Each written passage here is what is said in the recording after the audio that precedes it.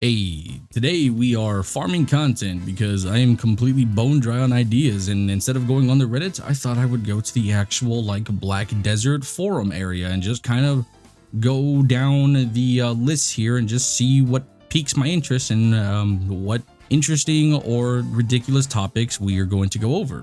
So with that being said, let's jump into the video. It's time to make Merv's palette available for free. Let's be realistic, okay? It is about time we do this for free. It's been in the game long enough and it's handed out on a regular basis. If you have a value pack, you are always going to have it. Just make it free.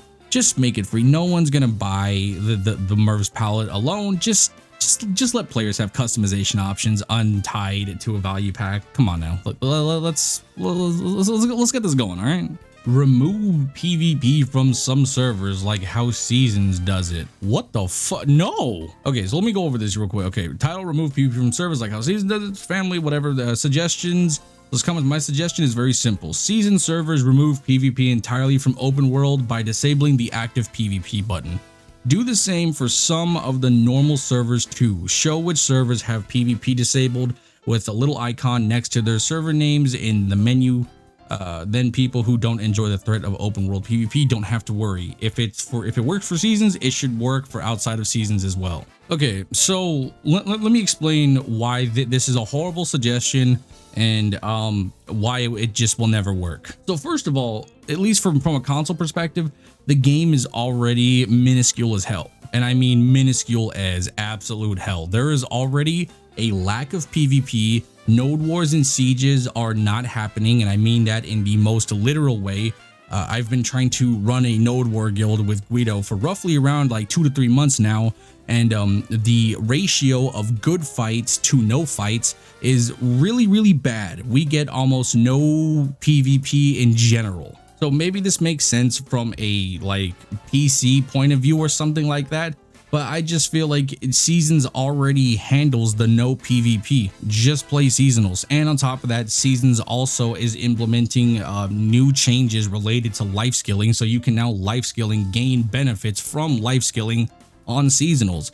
They're already doing this sort of thing right here. I get the sentiment where you're just you just don't want to partake in PvP and you just want to be a nice PvE life skiller. I get it. If you do that, you will have players just going and goofing around on PvE servers and hiding, and believe it does happen where people will not want to fight, and these are the same people that will start problems with other people. These are the chat mains that'll talk shit, and then you'll challenge them. Hey, meet me at the arena, go to BA, throw a deck.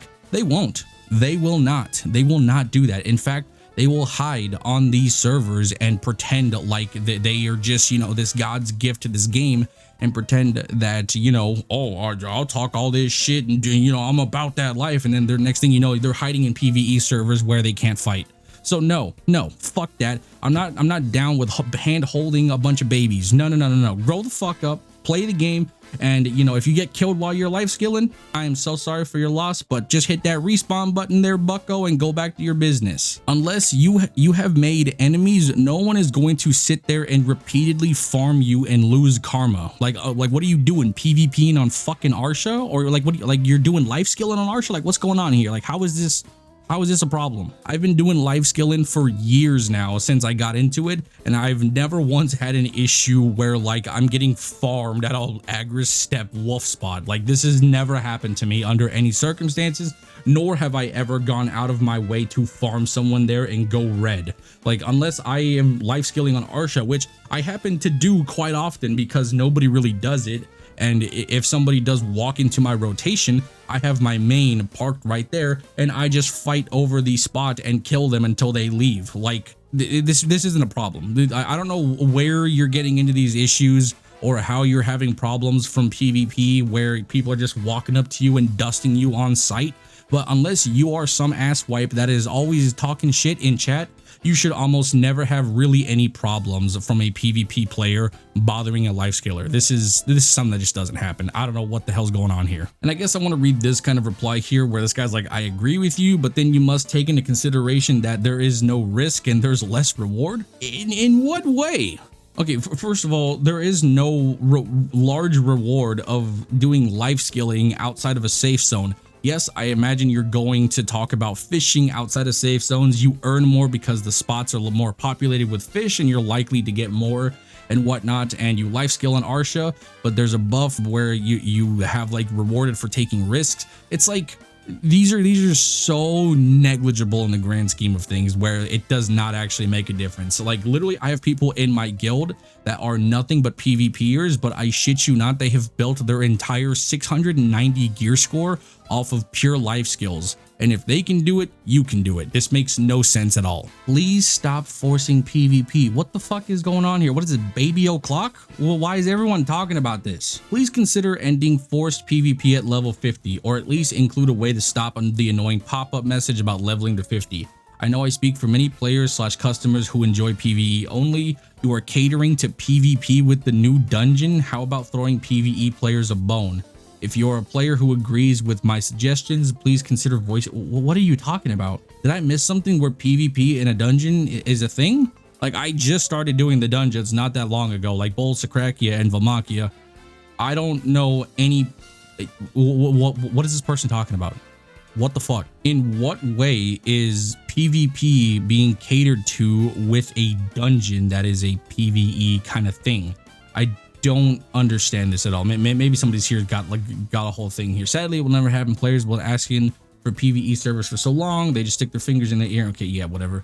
Yeah, a lot of the later additions they've done to the game has been more PvP oriented. I hate it. My guild hates it, and other life skillers and PvE players hate it because we keep getting shafted for new content. Rather than fixing hunting, they add a dungeon that prides itself on people sniping others because they design it to what? I have no idea what this is. Maybe on release of the dungeon, there was something that happened, but as far as I'm aware, Valmakia and Sakrakia, there is no PvP whatsoever involved. So I have zero idea what the context of these posts are, but this is all wrong as far as I can tell from this current state. And as far as the whole like fix hunting thing, they actually did. They buffed the shit out of it. I know this post is from 2021 and these changes happened in 2022, but yeah, I mean, you got your wishes though. I mean, like hunting was buffed, but yeah, I probably would have agreed at this time that hunting definitely needed a buff because it's been one of the most dead life skills for a good while now. The more they isolate areas and servers for specific players and such, the less populated and interesting the world becomes. I agree. I love going along and seeing other players at work, life skilling and doing other things in that mindless grind. That is one of the game's cores. It's one of those small things that makes the game awesome and alive to me. It's like modern society. The more of the more we fragment and isolate, the more soulless the community becomes. Yes, because then we get a situation like World of Warcraft where at one point the community was so tightly knit and very kind of like in-house names and whatnot, where like, this guild is super good, this player's really good, whatever, this guy's kind of an asshole, this guy's a really nice guy, that kind of thing. You have this really live and well-known community, and then you eventually become to this point where you are fragmenting your community and getting this soulless absolute just don't look at me, I don't look at you kind of thing. And it like what you're asking for is a single player game, bud, and there's a ton of other games that you can do if you want to go life skill in and be by yourself. There are other avenues that you can walk. Just BDO is not really for you if you're looking for that peaceful grind, because eventually someone will bother you, but they'll never really stick around too much. More male classes. The game is slowly turning into boob simulator. We need more male classes. Not only adult males, but also younger / older ones like Tamer, Shy, Berserker, Wizard, for example. More variety would be nice and a fun addition to the game. I actually agree with this. I have realized that it has basically been boob simulator for a minute now.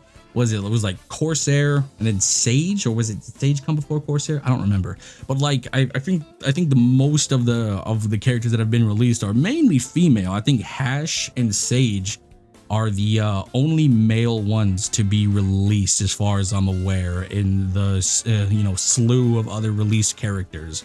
There was Dracania, Corsair, Guardian, Shy.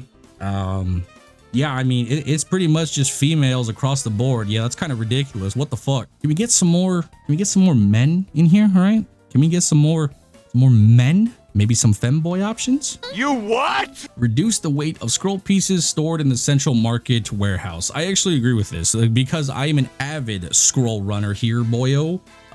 Yeah, it's a problem because there are times where I will, you know, buy out the market. Like I've spent, I think 15 billion silver in scrolls in one day. And, you know, I flipped that until like roughly around 30 bill or something like that, when scrolls were at a reasonable price. And it does take a lot of weight, and it's kind of ridiculous that it's a piece of fucking paper. It should be reduced drastically in my opinion. And also, you know, they should stack. I genuinely believe they should stack. It would make the scroll process and putting together process a little bit better. So the scroll pieces stack, and then you just press A on the scroll, or like, you know, you click on it if you're on PC, and basically it crafts a whole scroll, and those do not stack. And, you know, you just basically keep crafting them until your inventory is full. So essentially you're just mashing the A button or pressing, you know, the left click to put the scrolls together, instead of having to do this whole like cross pattern garbage nonsense. Like nobody wants to do that. Just make this a little bit easier. Let regular like scroll pieces stack. Press the button so that way it auto puts the scrolls together, and then it stacks in your inventory, and there you go, you're good to go. Reduce the weight and make the scroll pieces stack. That would be cool. Please. C content, please, PA, don't forget us. Who wrote this? Is this Magoria Pirates? Is this Pup? Who wrote this? All right, here we go, boys. Hi, Perlabiz. Please consider this. Here are some suggestions to improve C content. Number 1, we should have access to ship inventory from the storage, since we already have that option for horses, or like we have access to the storage from the wharf. Okay, that's pretty good. Please make an option to have access to the wharf from the boat, like we can access the storage while riding on a horse. Okay, that's fine. We should have an option to disembark. Honestly, like all of these changes probably seem like positive. Yeah, honestly, I'm not even gonna bother to read this. I'm just gonna upvote the fuck out of this. Just give the C content. There hasn't been C content for a while, and you nerfed the fuck out of it for a good bit too. Please, more C content. We need more C content. I'm not about to go through all this. I'm just gonna be keeping it a stack. I don't even do C content, but I stand with you, C boaters, boat enjoyers, yacht club, rise up. Please, more C content. Time for dynamic open world PvX content. Oh my god, why? Okay, the last content updates of BDO seem to be very lean because most resources have been used since PA has taken over for quality of life changes, improving the new player experience, and catch-up mechanics. Agreed, those have been necessary, but I see where you're going with this, and that is an important step in my opinion. But real content that we have got since it was Dungeons, AOS, and the Magnus.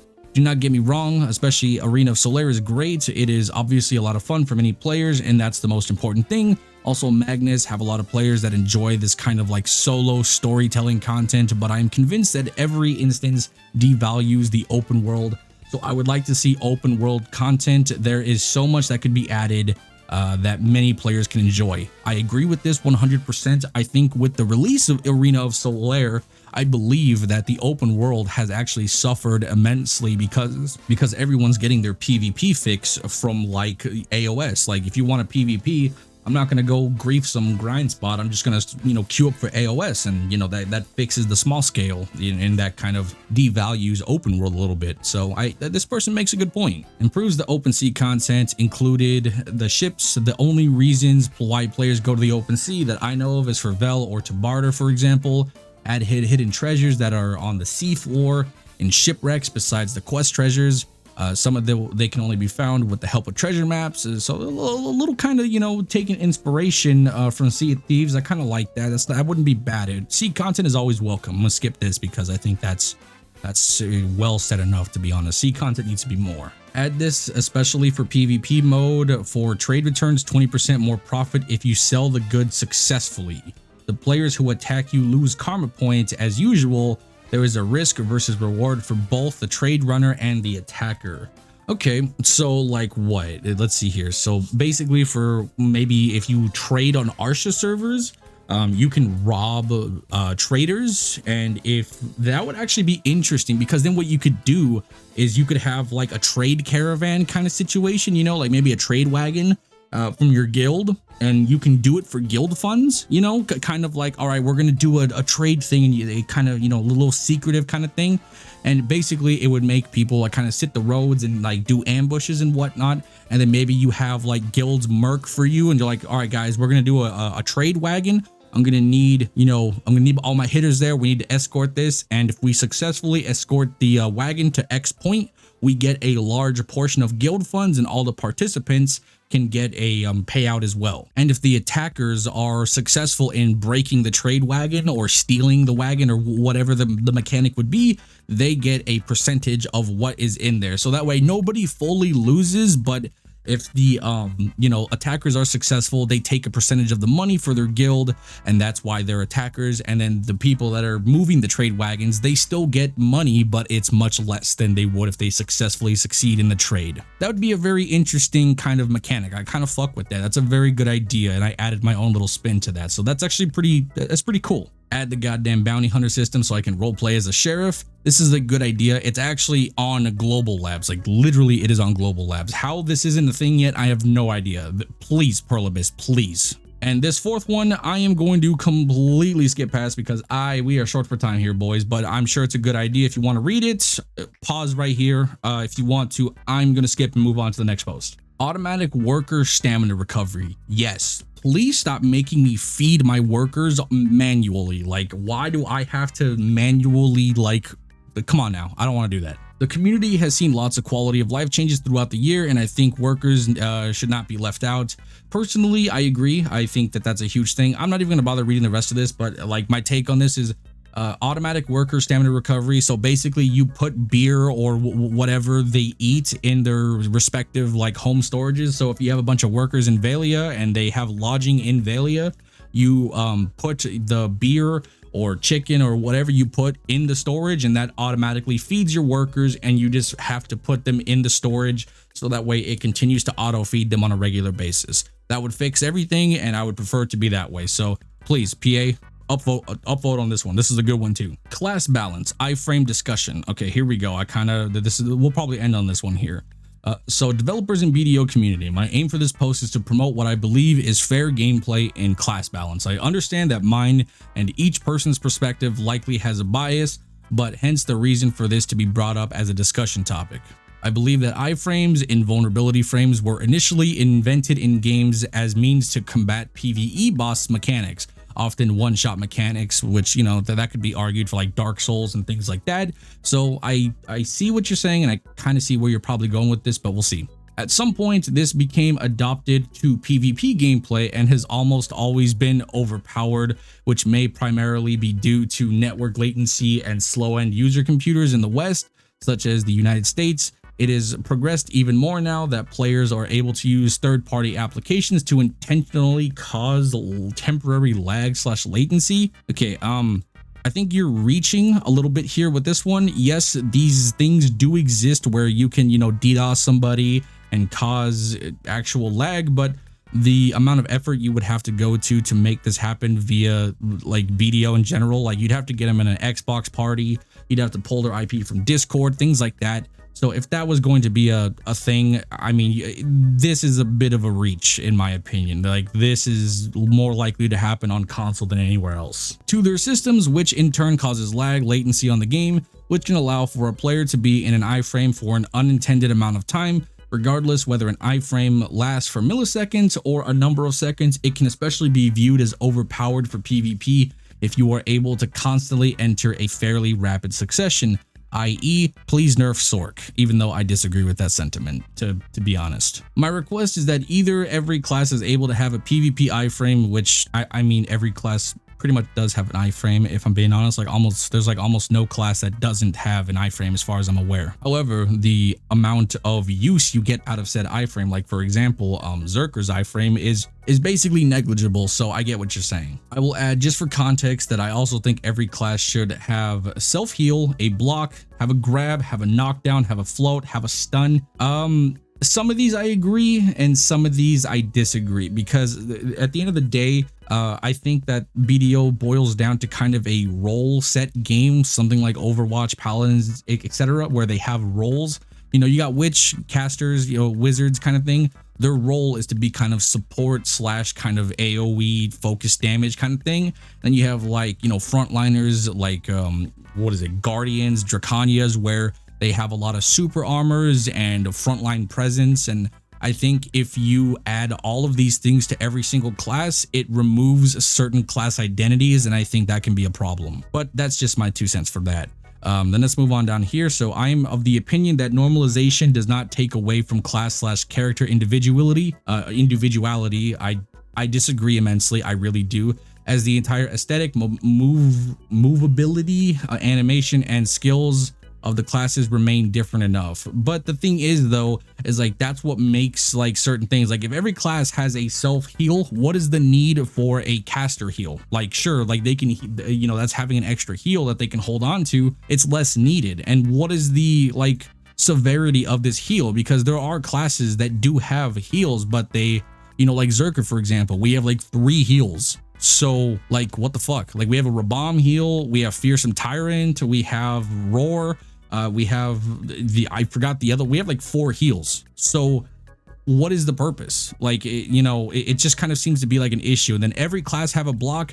Do you know how detrimental that could be to a lot of classes? Because then you have this whole thing here as have a grab too. So every class has a grab, which then cancels out having a block. So what the fuck? Like what's the point? Every class should have a knockdown. Every class does have a knockdown, minus like Succession Musa. They're like the one class that literally is only 1 KD and it's related to a shitty skill. So like, I don't know. I get what you're saying in terms of like this would be easier to balance to some degree, but I do think that there is character identity and they are too far along the development process to implement something like this. I just don't like, they would have to revert some changes and balances and do a complete revamp of some of the characters, if not all the characters. And we've already seen kind of how lazy they are currently with balance, with just balancing and adding content. So, you know, this is a major thing that I feel like if they were to consider it, it may not work as well as you think it is. But yeah, this is kind of a decent post. I agree with some of it, but also at the same time, I don't agree with some of it as well. This part